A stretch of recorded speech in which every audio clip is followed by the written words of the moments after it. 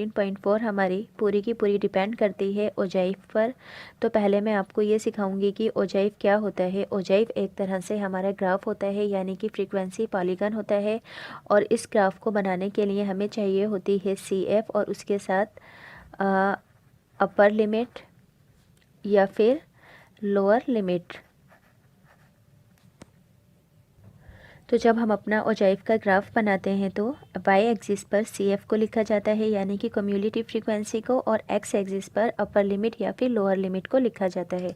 तो पहले मैं आपको बताऊंगी कि लेस देन ओजाइफ क्या होता है। तो लेस देन ओजाइफ को जब हम बनाते हैं तो हम अपना अपर लिमिट्स को लेस देन के अंदर कन्वर्ट करते हैं। हमेशा ध्यान रखेंगे कि जब कभी भी हम अपना लेस देन ओजाइफ बनाएंगे, अपर लिमिट को लेस देन के अंदर कन्वर्ट करेंगे और ये ओजाइफ हमारा नीचे से ऊपर की साइड पर बनेगा। तो इस ओजाइफ को क्या बोलते हैं हम अपना लेस देन ओजाइफ। अब ऐसे ही बात करते हैं मोर देन ओजाइफ की। तो मोर देन ओजाइफ हमेशा हमारा ऊपर से नीचे की साइड पर बनता है। तो यहाँ पर लिख देते हैं मोर देन ओजाइफ।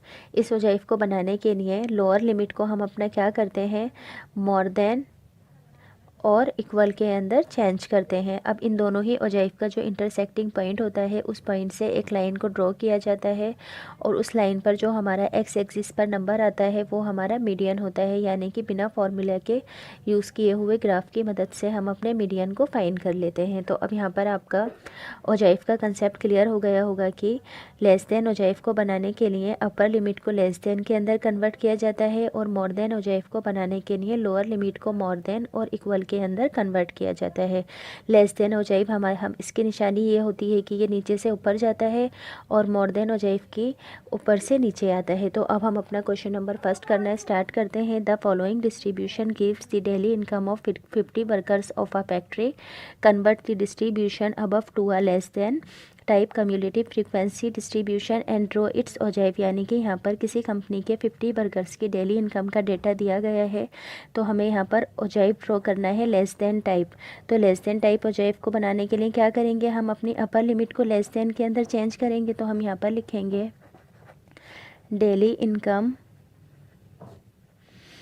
In rupees. तो अपर लिमिट हमारी ये होती है, तो यहाँ पर हम क्या लिख देंगे, लेस देन 120, यानी कि 120 से कम। ऐसे ही नेक्स्ट होगा हमारा लेस देन 140, ऐसे ही लेस देन 160, ऐसे ही लेस देन 180, ऐसे ही लेस देन 200। अब हम फाइंड करेंगे CF को। तो CF फाइंड करने के लिए फ्रीक्वेंसी की फर्स्ट वाली टर्म को हम अपना एज इट इज़ लिखते हैं।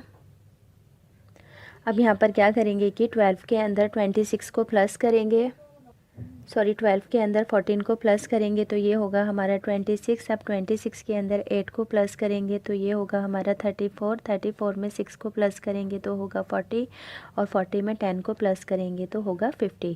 अब हमारी CF की एग्ज़ामिन करने की एक ट्रिक होती है कि ये जो हमारा फ्रीक्वेंसी का टोटल होता है, यहाँ पर कितने 50 वर्कर्स कहे गए थे और CF की लास्ट टर्म भी हमारी 50 है, तो ये दोनों ही एक दूसरे के इक्वल हैं। इसका मतलब क्या हुआ कि जो हमने CF की कैलकुलेशन की है वो बिल्कुल करेक्ट की है। अब हम अपना ग्राफ बनाएंगे। तो ग्राफ बनाने के लिए पहले हम अपने प्लॉट्स को लिखते हैं।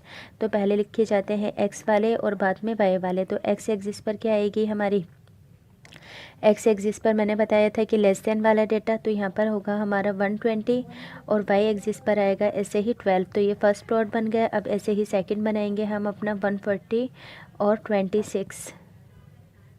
तो यहाँ पर मैंने अपने सभी प्लॉट्स को लिख लिया है। एक्स एक्सिस पर क्या होगी हमारी डेली इनकम लेस देन, तो यहाँ पर लिखेंगे लेस देन डेली इनकम और वाई एक्सिस पर लिखेंगे हम अपनी CF को। तो एक्स एक्सिस पर सबसे छोटा नंबर है हमारा 120 और सबसे बड़ा नंबर है 200। तो हम यहाँ पर क्या करेंगे कि इसे 100 से 200 तक लिखेंगे, यानी कि 100 के बाद 20 का हम अपना डिफरेंस लेंगे, यानी कि 20 का डिफरेंस लेंगे, यानी कि 100 के बाद 120, 140, 160, 180 और लास्ट का नंबर आ गया हमारा 200।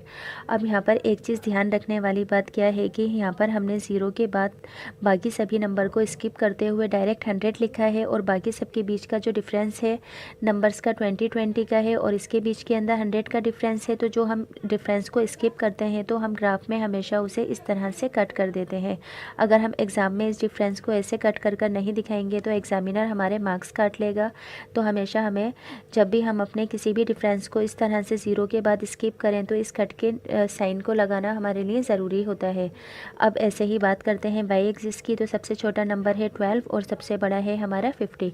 तो हम यहाँ पर क्या करेंगे कि 10 का डिफरेंस ले लेंगे। तो फर्स्ट है हमारा एक्स एक्सिस पर 20 और वाई एक्सिस पर 12, 120 और 12। तो यहाँ है हमारा 120 और 10 से 2 पॉइंट्स ऊपर, तो यहाँ पर इसके प्लॉट्स लिख देंगे 120 और 12 के।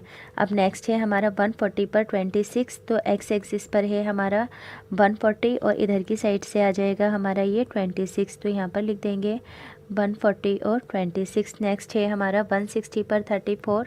तो यहाँ पर है हमारा 160। अब 35 से एक पॉइंट नीचे, तो यहाँ पर लिख देंगे हम अपना 160 और 34। अब ऐसे ही नेक्स्ट है 180 पर 40। तो यहाँ से है 180 और 40 ये आ गया। तो यहाँ पर भी इसके प्लॉट्स लिखेंगे 180 पर 40। अब नेक्स्ट है हमारा 200 पर 50। तो ये हो गया हमारा 200 पर 50। तो यहाँ पर लिख देंगे हम अपना 200 पर 50।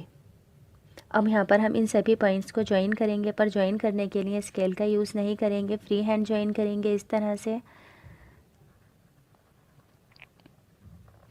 तो यहाँ पर ये जो हमारा ओजाइव बना है कैसा बना है, नीचे से ऊपर की साइड पर बना है। तो ये किस टाइप का है, हमारा लेस देन टाइप। तो यहाँ पर लिख देंगे हम अपना लेस देन ओजाइव। तो यहाँ पर हमारा क्वेश्चन नंबर फर्स्ट कंप्लीट होता है।